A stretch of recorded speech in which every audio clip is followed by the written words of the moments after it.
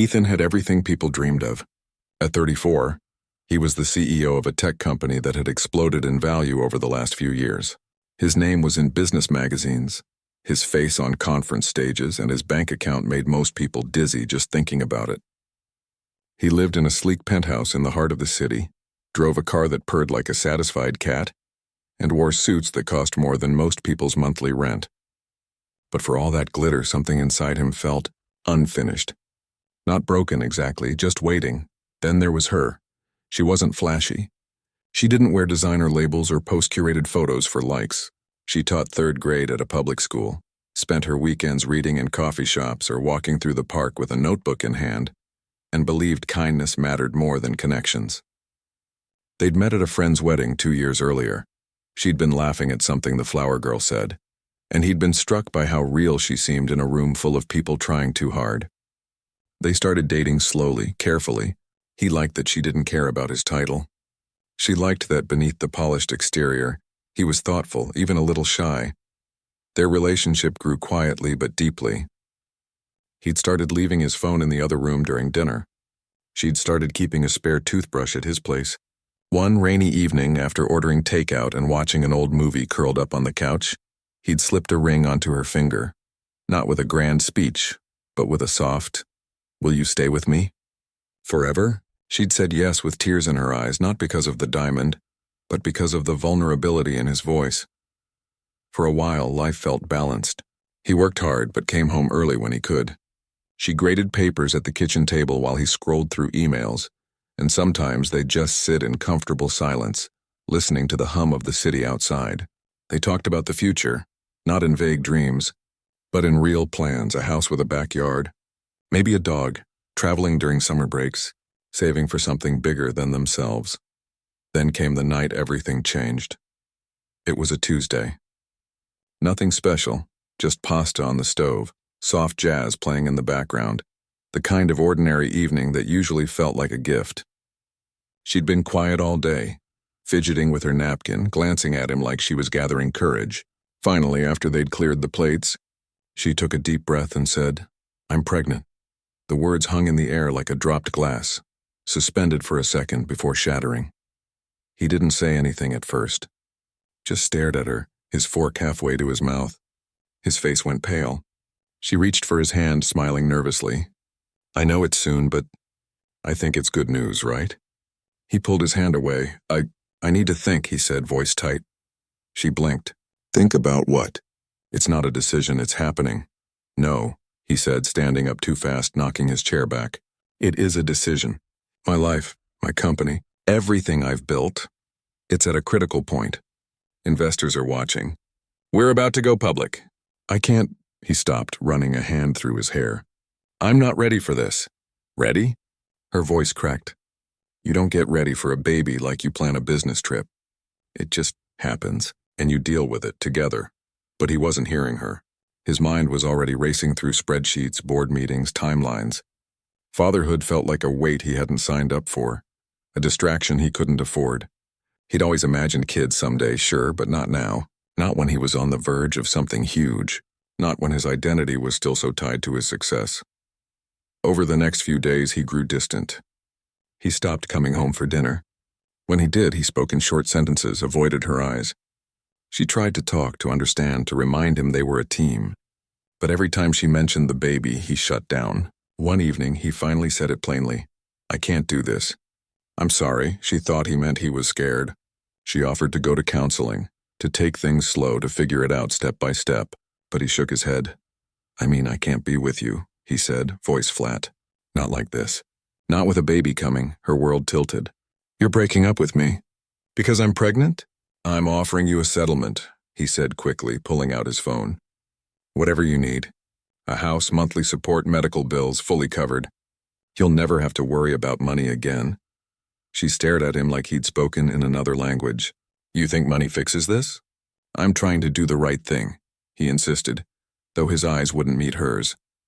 "The right thing would be to stand by me," she whispered. "The right thing would be to grow up." But he didn't. Instead, he doubled down. He sent lawyers, accountants, even a private mediator, all with the same message. Take the money, walk away quietly, and never contact him again about the child. She refused every offer. Not out of pride, but because accepting felt like admitting their love had been transactional all along. And it hadn't been. That was the worst part. One morning, she packed her things while he was at the office. She left the ring on the kitchen counter along with a single note. I hope one day you realize what you walked away from wasn't a burden. It was a gift. He came home that night to an empty apartment. The silence was louder than any argument. He picked up the ring, cold and heavy in his palm. For the first time in years, he felt truly alone. He told himself he'd made the smart choice, the rational one. He threw himself into work with a ferocity that alarmed even his closest advisors. The IPO went through. The stock soared. Reporters called him a visionary. But at night, in the too quiet penthouse, he'd stare at the ceiling and wonder if Leo or Lily would have his eyes. He didn't even know if it was a boy or a girl. He'd never asked. Months passed. He heard nothing from her. No calls, no letters, no legal notices. She'd vanished completely. Part of him was relieved, less complication. But another part, the part he tried to ignore, ached with a quiet, persistent guilt. He started noticing things he never had before. A father pushing a stroller at the park. A tired but smiling mom holding her toddler's hand outside a grocery store. A baby's laugh echoing in an elevator. Each time his chest tightened. He'd go back to his office, bury himself in meetings, and pretend it didn't affect him. But it did. He began sleeping less, eating poorly. His assistant noticed he'd stopped smiling in photos. Friends invited him to dinners, but he declined, saying he was swamped. Truth was, he didn't want to sit across from couples talking about nursery colors or first steps. It felt like salt in a wound he refused to acknowledge. One night, after a particularly brutal board meeting, he found himself scrolling through old photos on his phone. There she was, laughing on a beach during their first vacation, bundled up in scarves during a snowy walk, asleep on his shoulder during a movie. He missed her voice, her calm presence, the way she'd always seen the best in him. Even when he didn't deserve it, he almost called her. His finger hovered over her number, still saved, never deleted. But he stopped himself. What would he say? Sorry I abandoned you when you needed me most. It sounded hollow even in his head, so he did what he always did. He worked harder, built more, acquired another company, gave a TED talk about sacrifice and success. The audience applauded. He felt nothing.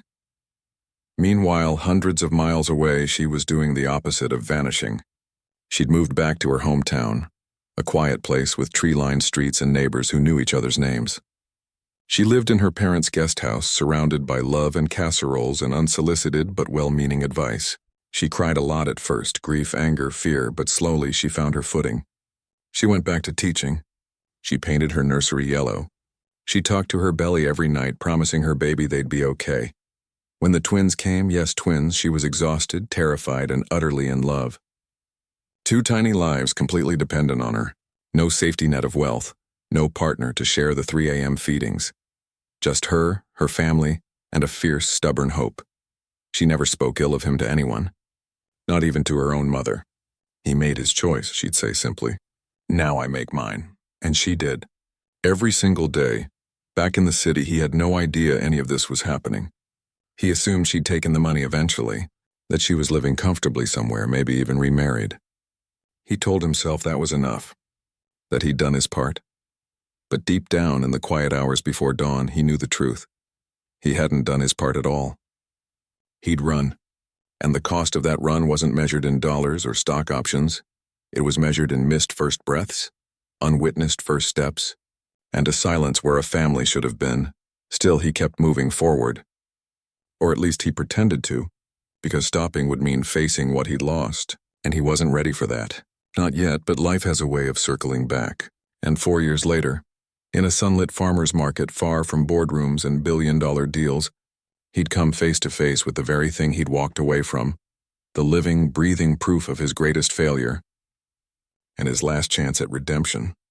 But that was still ahead, for now, in this moment, he was just a man alone in a too-big apartment, staring at a ring on his desk, wondering if having it all had ever really meant anything at all.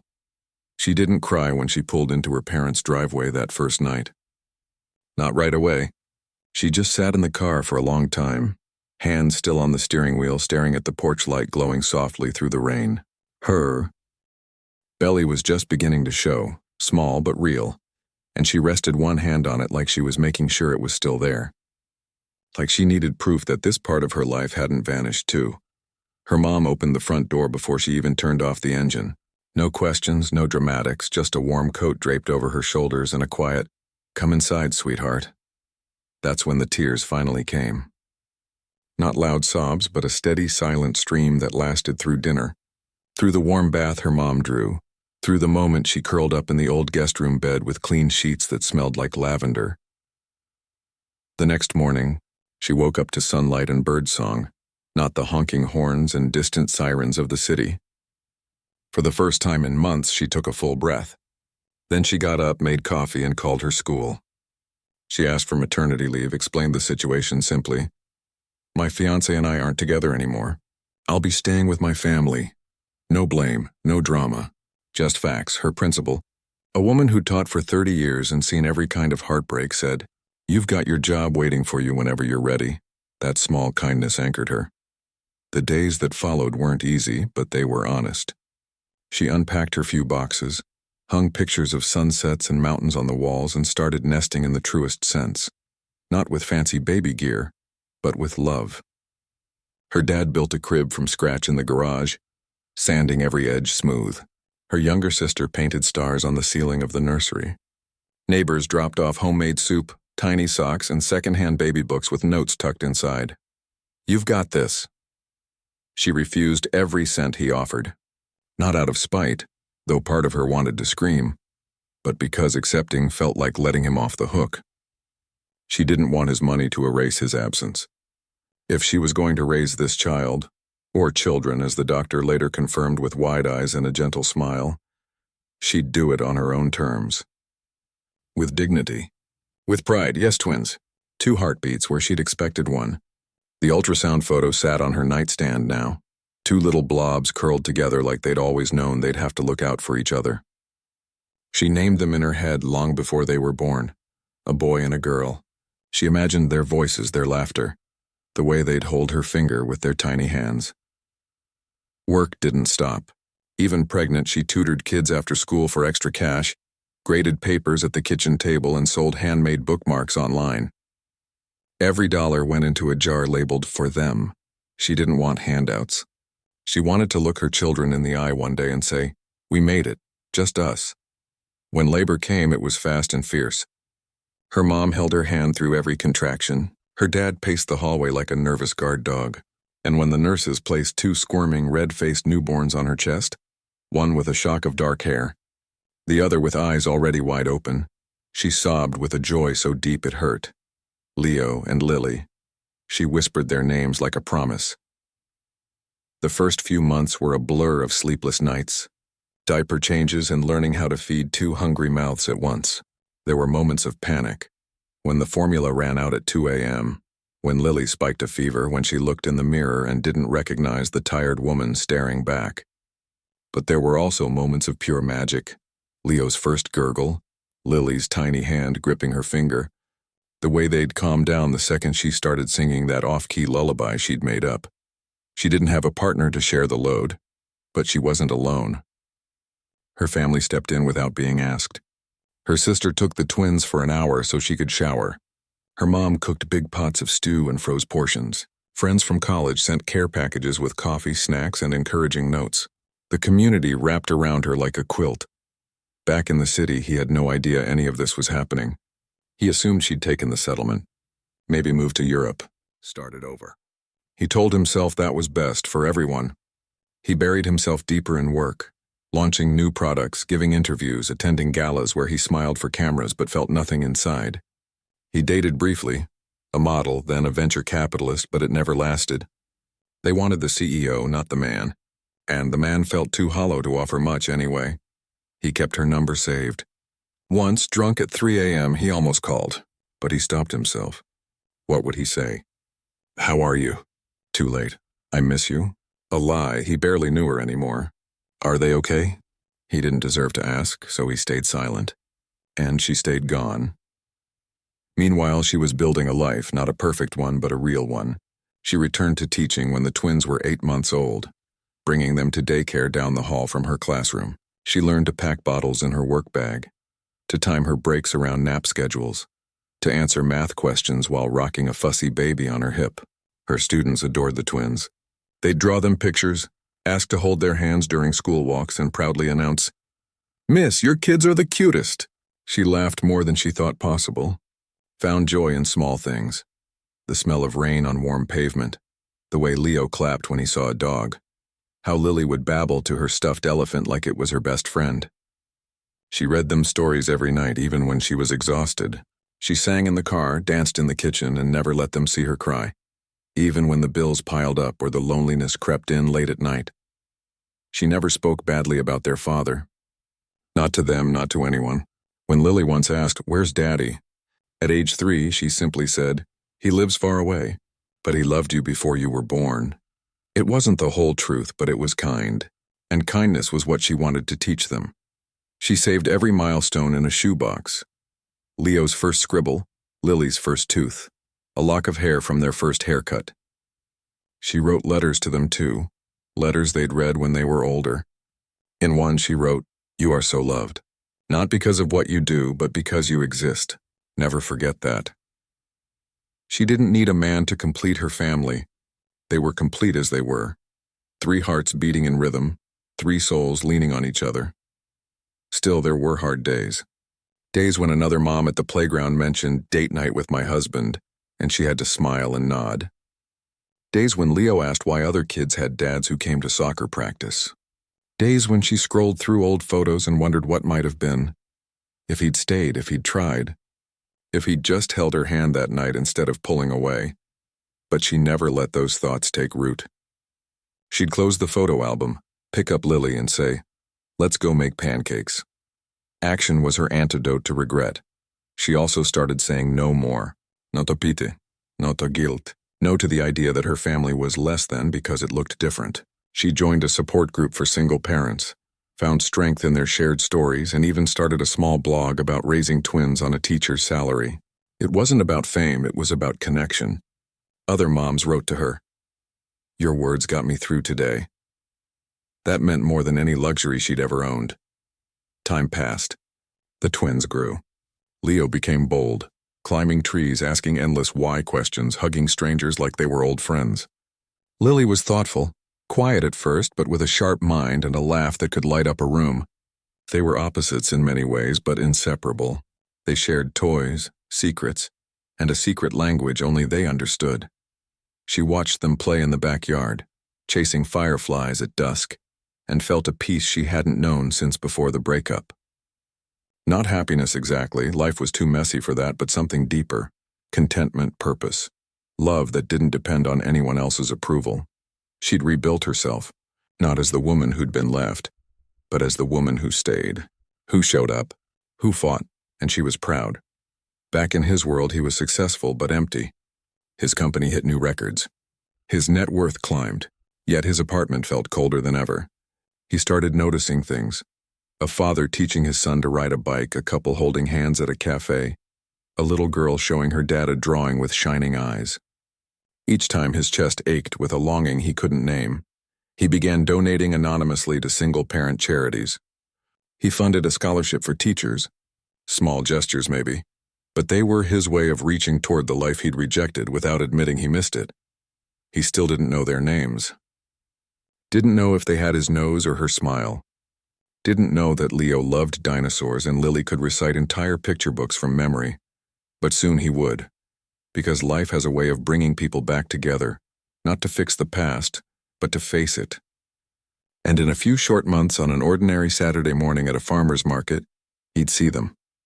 Really see them, and nothing would ever be the same again. But for now, in this quiet chapter, she was enough.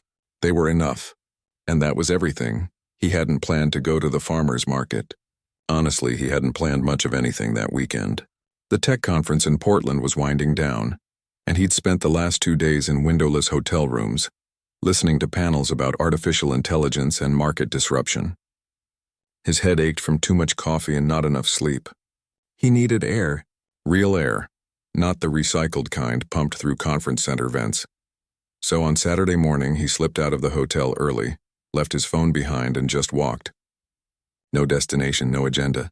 The city felt different here, slower, greener, friendlier. People smiled at strangers. Dogs trotted beside their owners without leashes. The smell of fresh bread and blooming jasmine hung in the air. It was the kind of place where life happened quietly, without fanfare. He followed the sound of chatter and live guitar music to a park lined with colorful tents. A farmer's market. He hadn't been to one in years, maybe not since college.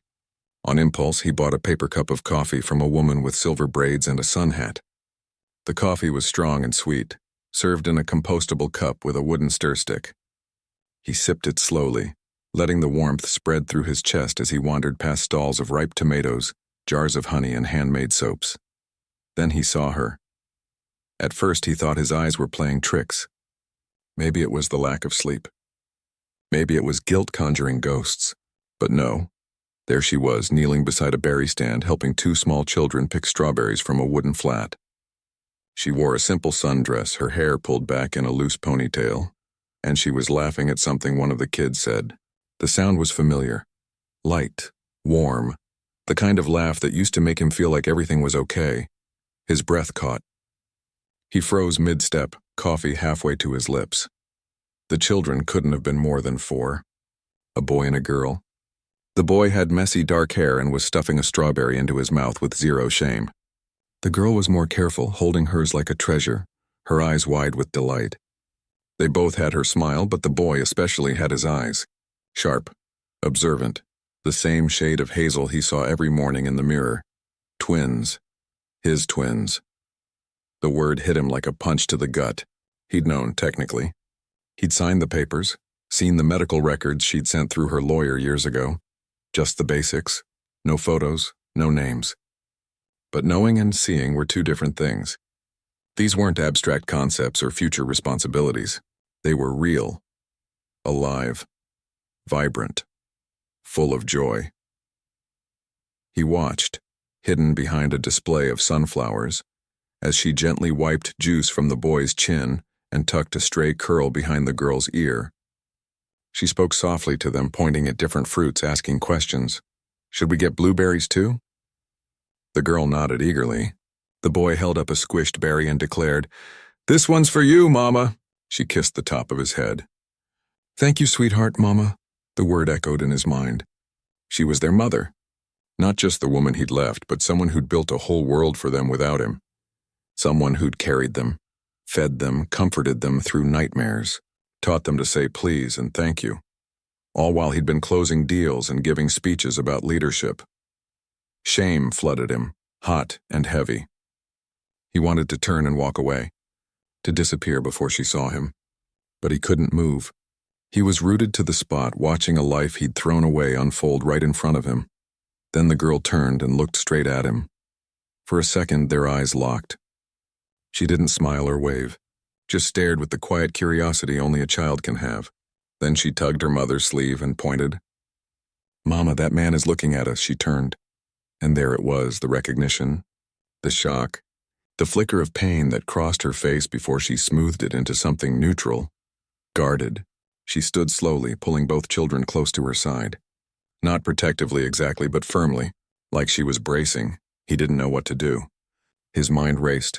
Should he apologize, explain, pretend he hadn't seen them? But it was too late for any of that. She knew he'd been watching. So he did the only thing that felt honest. He walked toward them, slowly, hands empty, no phone, no wallet, no armor. Just a man in a wrinkled shirt, looking nothing like the CEO people expected. When he was a few feet away, he stopped. "Hi," he said, voice rougher than he intended. She didn't say hi back. Just studied him, her expression unreadable. The boy hid behind her leg. The girl peeked out, still holding her strawberry. "They're beautiful," he whispered. The words came out before he could stop them. And they were true, so true it hurt. She didn't thank him. Didn't smile. Just said quietly, "They don't know you." The sentence landed like a stone. Not angry. Not cruel. Just a fact. And it was the most devastating thing he'd ever heard. "I know," he said. I didn't come here I wasn't looking for you. I saw you and I couldn't walk away without saying something." She nodded slightly like she understood but didn't forgive. "It's been 4 years," she said. A lot's happened. I know, he repeated helplessly. I've thought about you. About them. Every day. She looked at the twins, then back at him. Thinking isn't enough. He had no answer to that. Because she was right. Thinking hadn't changed diapers. Thinking hadn't stayed up with fevers. Thinking hadn't taught them to tie their shoes or say their first words. The boy peeked out again. Are you a friend of Mama's? His heart cracked open. I used to be, he said softly. A long time ago. The girl tilted her head. Do you like strawberries? He almost laughed, almost cried. I do, he said. Especially the messy ones. She held out her half-eaten berry. Want a bite? No, sweetheart, her mother said gently, taking her hand. We should go. Wait, he said too quickly. Then softer. Please, just... Can I know their names? She hesitated. Looked at her children, then at him. Maybe she saw something in his eyes. Not the arrogance of the man who'd walked away, but the regret of the one who'd finally come back. Leo, she said, nodding to the boy. And Lily. Leo. Lily. He repeated the names in his head like a prayer. Leo and Lily, his son, his daughter. They're perfect, he said, voice thick. She didn't argue. Didn't agree. Just gave a small nod. We live here now. In Portland. We're happy. I can see that, he said. And he could. They looked loved, safe, whole, even without him. I won't bother you, he added quickly. I just needed to see you. To see them. To know they're okay.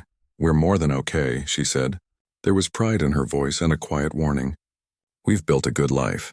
One that doesn't need fixing. I'm not here to fix anything, he said. I'm just... Sorry. She looked at him for a long moment. Not with anger, but with something deeper. Disappointment, maybe, or sadness for the years lost. Then she squeezed her children's hands. Come on, you two. Let's go home. They turned to leave. Leo waved shyly over his shoulder. Lily blew him a kiss, just like she did to her grandparents. He stood there watching them walk away, their small hands swinging between hers. The sun hit their hair, turning it gold. He wanted to run after them, to beg for a second chance, but he knew it wasn't that simple. You couldn't undo 4 years with a single apology. Back at the hotel, he couldn't sleep.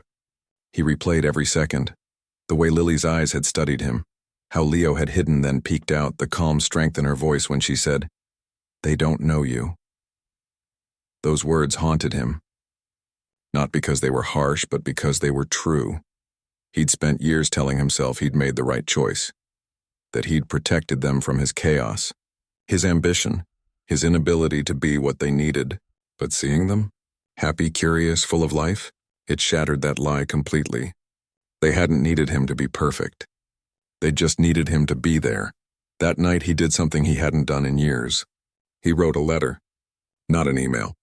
Not a legal document. A real letter on hotel stationery in messy handwriting. I don't expect anything from you. Not forgiveness, not access, not even a reply. But I needed you to know, I see them now, and I see what I lost. I'm not the same man I was 4 years ago. I don't know if that matters. But if there's ever a way, even a small one, for me to be part of their lives on your terms, I'll do whatever it takes.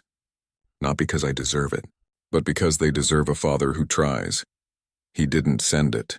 Not yet. He tucked it into his suitcase, unsure if he ever would. The next morning, he checked out of the hotel early. On his way to the airport, he passed the park again. It was empty now, just benches and scattered leaves.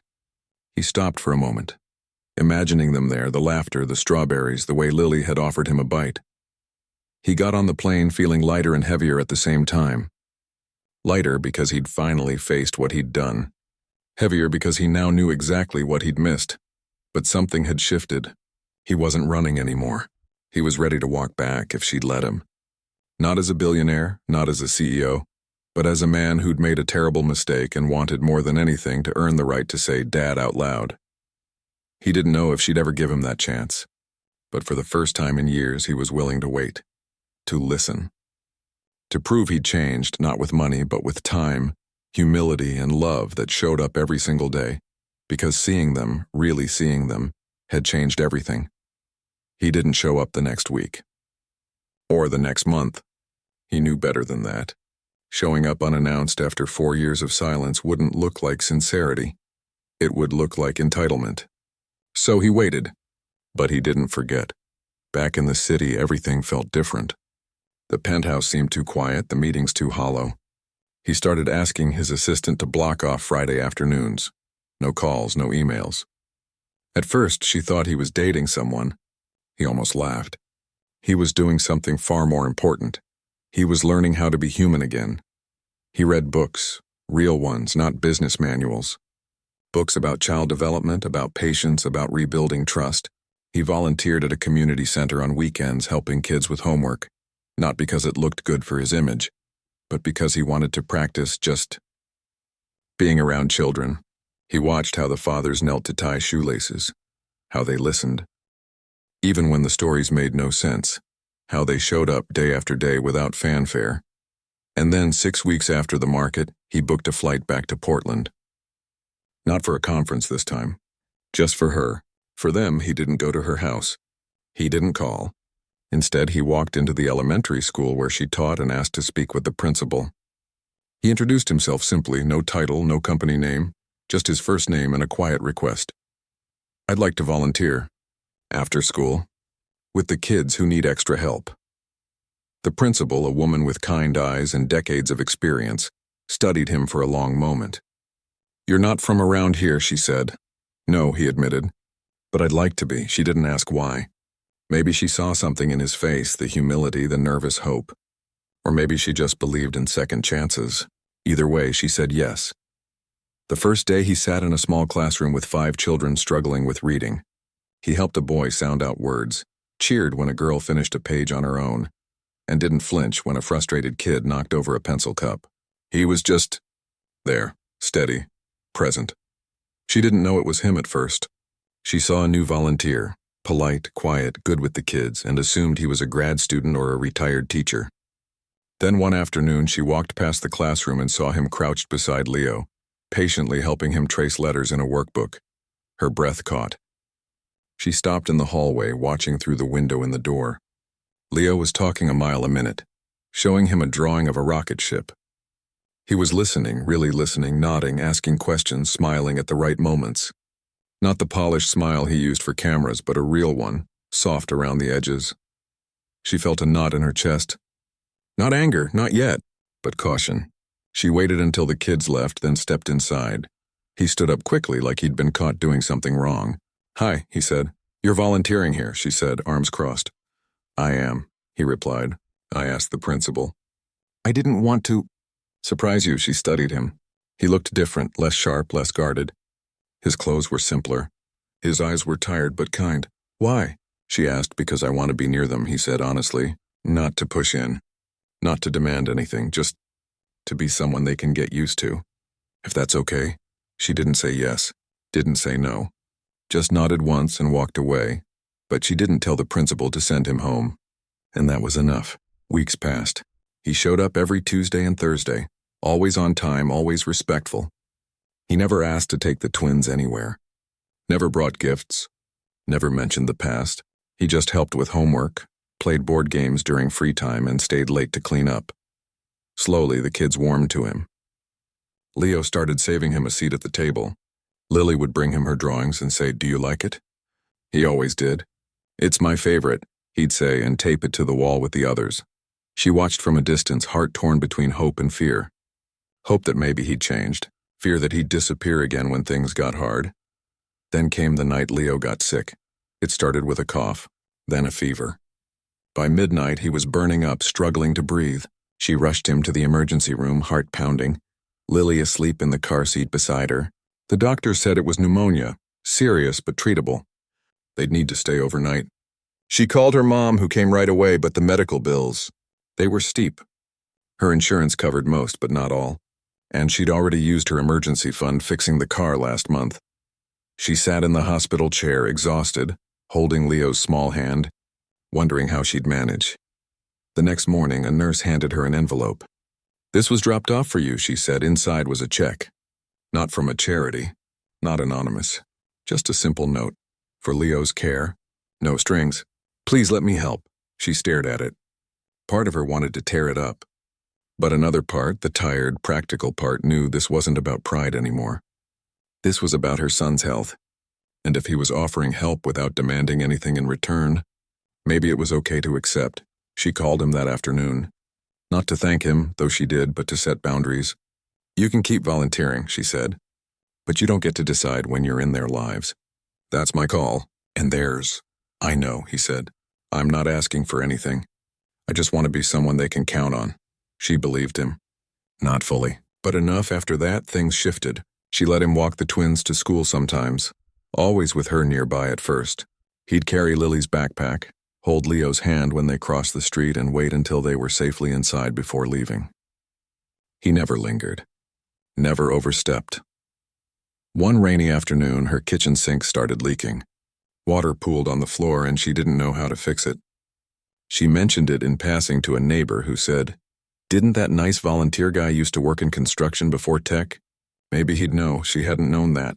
But sure enough, when she asked him, he showed up that evening with tools and a calm smile.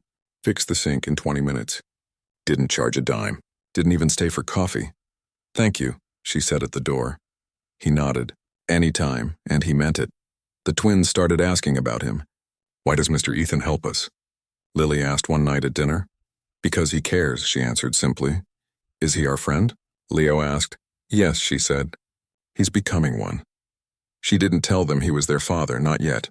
She wanted them to know him first, to like him for who he was now, not because of biology. She wanted them to choose him, not be told they had to, and they did choose him, slowly, naturally. They started calling him Mr. Ethan less and just Ethan more. They'd run to him when he came to pick them up from school. They'd show him their drawings, tell him about their day, ask him to read them stories. He never pushed, never rushed. He just showed up. Every single time. One Saturday, he took them to the park, just the three of them with her watching from a bench nearby. He pushed Lily on the swing, helped Leo climb the jungle gym, and sat with them on the grass eating peanut butter sandwiches. They laughed. They played. They belonged together. She watched them, tears in her eyes, not from sadness but from something deeper. Relief, maybe. Or hope. Later that night, Lily asked, "Does Ethan love us?" She thought for a long moment. "I think he's learning how," she said. And that was enough. He still didn't live with them. Still didn't have a key to the house. But he was there in the small ways that mattered. He attended school plays, sat in the back row so as not to draw attention. He brought soup when Lily had a cold. He helped Leo build a model volcano for science fair, staying up late to get the baking soda ratio just right. He wasn't perfect. Sometimes he'd get a work call and have to step away. Sometimes he'd say the wrong thing. But he always apologized. Always tried again, and slowly trust grew. Not like a wildfire, but like a seedling pushing through soil. Quiet, steady, real. She started letting him take them for short outings, just to the library or the ice cream shop. Always with clear start and end times, always with her knowing exactly where they were. One afternoon, as he buckled Lily into her car seat, she looked up at him and said, "You're staying, right?" He paused. "As long as you'll have me," he said softly. She nodded, satisfied, and climbed in. That night, for the first time, she didn't check her phone every 10 minutes to see if they were okay. She trusted him, and that trust? It meant more to him than any deal he'd ever closed. He wasn't trying to replace the past. He knew he couldn't, but he was building something new. Brick by brick, moment by moment. Not as a billionaire, not as a CEO, just as a man who finally understood what really mattered. And for the first time in years, he felt like he was exactly where he was supposed to be. She never took him back as a partner. That wasn't the story they were writing. But she did let him become a father, and that in its own quiet way was a kind of miracle.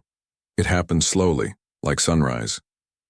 Not with grand declarations or dramatic reunions, but with small, steady moments that added up over time. He stopped being Mr. Ethan and just became Dad in their eyes. Not because she told them to, but because they chose it. One evening, as he helped Leo with his shoes before school, the boy looked up and said, "Dad, can you tie the other one too?" He froze for half a second, heart pounding, then nodded and tied the lace with careful fingers. Lily, watching from the couch, just smiled like it was the most natural thing in the world. She didn't correct them. She didn't need to. The word fit him now, not because of biology, but because of presence. Because he'd shown up again and again, even when it was hard, even when he wasn't sure he deserved to. Around that time, he made another choice, one that surprised even himself. He stepped down as CEO, not because his company was failing, it was thriving, but because he realized he'd spent his whole life building something that couldn't hold him when he needed it most. He handed the reins to his longtime COO, kept a seat on the board, and walked away from the corner office for good. People called it a midlife crisis, a PR stunt, a waste of talent, but he didn't care. He used a portion of his wealth, not to buy back love, but to build something that mattered. He started a nonprofit focused on supporting single parents, helping with childcare costs, offering mental health resources, creating after-school programs in underserved neighborhoods. He didn't put his name on the building. He didn't give interviews. He just worked quietly, consistently, turning his regret into something useful. She saw the change in him, not just in what he did, but in how he carried himself. The arrogance was gone, replaced by a gentle humility. He listened more than he spoke. He asked before he acted. He respected her boundaries even when it hurt, and she began to trust him, not just with the twins, but with pieces of her own heart again. Not romantically, not in the way they once were, but as co-parents, as friends, as two people who'd been broken and were slowly learning how to hold something beautiful together, without crushing it. The twins turned 5 that spring. She wanted to keep the birthday small, just family, cake in the backyard, maybe a piñata. But he asked if he could do something special. Not flashy, just meaningful. A few days before the party, he handed her a thick envelope. Inside was a photo album. On the cover, in simple script, it read, "Our story." She opened it slowly. The first page showed an ultrasound image, 2 tiny shapes curled together. Below it, in his handwriting, "The day I should have said yes." The next pages were filled with photos she'd never seen, because he hadn't been there to take them. But he'd gathered them anyway. A picture of Leo's first steps sent by her sister. A snapshot of Lily blowing out a candle on her first birthday cake. School portraits, playground moments, holiday mornings, all printed carefully, labeled with dates and little notes. Leo's first dinosaur obsession, Lily's brave face at the dentist, the day they learned to ride bikes without training wheels. At the back there were blank pages, and a note. "These are for the moments I get to be there for. I promise to fill them with love, not excuses." She cried that night, not from sadness, but from the sheer weight of being seen, of being understood. He hadn't tried to rewrite the past. He'd honored it, then reached for the future with open hands. On the morning of the birthday, he arrived early with balloons and a cake shaped like a rocket ship, Leo's current obsession. He helped set up chairs, blew up a dinosaur piñata, and made sure Lily's favorite blueberry muffins were on the table. When the twins ran outside in their matching pajamas, squealing with delight, he knelt and hugged them both tight. "Happy birthday, you two," he whispered. Later, as the kids tore into presents and her parents chatted with neighbors, she found him sitting alone on the porch steps watching the sunset. She sat beside him, handing him a slice of cake. "You did good today," she said. He shook his head. "I'm just getting started," she smiled. "You know, they ask about you. Before you came back, they'd wonder why other kids had dads who lived with them." He looked down, ashamed. "I know, but now," she continued softly, "now they don't wonder anymore. They just know you're theirs." He turned to her, eyes glistening. Do you think they'll ever forgive me for missing so much?" She thought for a moment. "Kids don't hold grudges like adults do. They care about now, about whether you're here today. And you are?" He nodded, wiping his eyes with the back of his hand. "I'll never stop trying to be," she believed him. Not because he said it, but because he'd proven it. Day after day, choice after choice. That night, after the guests left and the twins were asleep in their beds, she stood in the kitchen washing dishes. He came in, rolled up his sleeves, and started drying. They worked in comfortable silence, the way couples do when they've shared 1,000 ordinary moments. "I'm not asking for us to be what we were," he said quietly, handing her a clean plate. "I just want to be part of this, however you'll have me." "You already are," she said. And it was true. They weren't a traditional family. There was no ring, no shared last name, no house with his toothbrush in the bathroom. But they were something real. something built on honesty, accountability, and a love that had been lost, then found again in a different form. A few months later, the twins started kindergarten. He walked them to school every morning, holding one hand each, listening to their endless chatter about friends and snacks and what they'd draw in art class. Teachers assumed he was their dad, and he was in every way that counted. She still lived in the same house. He still lived in the apartment nearby. But their lives were woven together now, not tightly, not suffocatingly, but with space and respect and care. One evening, as they sat on her porch watching fireflies blink in the dusk, Lily looked up and said, "Are we a family?" She and he exchanged a glance, no words needed. "Yes, sweetheart," she said. "We are." "Even though Dad doesn't live here?" Leo asked. "He lives in our hearts," Lily said matter-of-factly, like it was obvious. He laughed, but his eyes were wet. "And I always will." She reached over and squeezed his hand just for a second, then let go. It wasn't a promise of romance. It was a promise of partnership, of shared responsibility, of love that didn't need a label to be real. Years later, when the twins were older and asked about their story, she'd tell them the truth, not the polished version, but the messy, human one. How their father made a terrible choice out of fear, how she chose to keep going even when it felt impossible, how he came back not with grand gestures but with quiet consistency. How they built something new, not by forgetting the past but by learning from it, and they'd understand because they'd lived it. They'd seen the late-night talks, the school meetings, the way he always showed up for soccer games even when it rained. They knew love wasn't about perfection. It was about showing up again and again, even when you'd failed before. He never got back the years he missed. He'd never hear their first words or see their first steps, but he got something just as precious, the chance to be there for everything that came after. The science fairs, the scraped knees, the bedtime stories, the teenage heartbreaks, the college applications, the ordinary, extraordinary moments that make a life. And that was enough. More than enough. Because in the end, it wasn't about wealth or titles or second chances. It was about two people choosing every single day to do better, for the children who deserved nothing less than whole hearts, even if those hearts had been broken once before.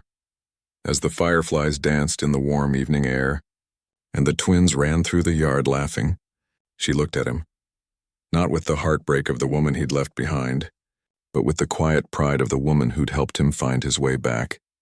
They weren't perfect, but they were theirs, and that was everything.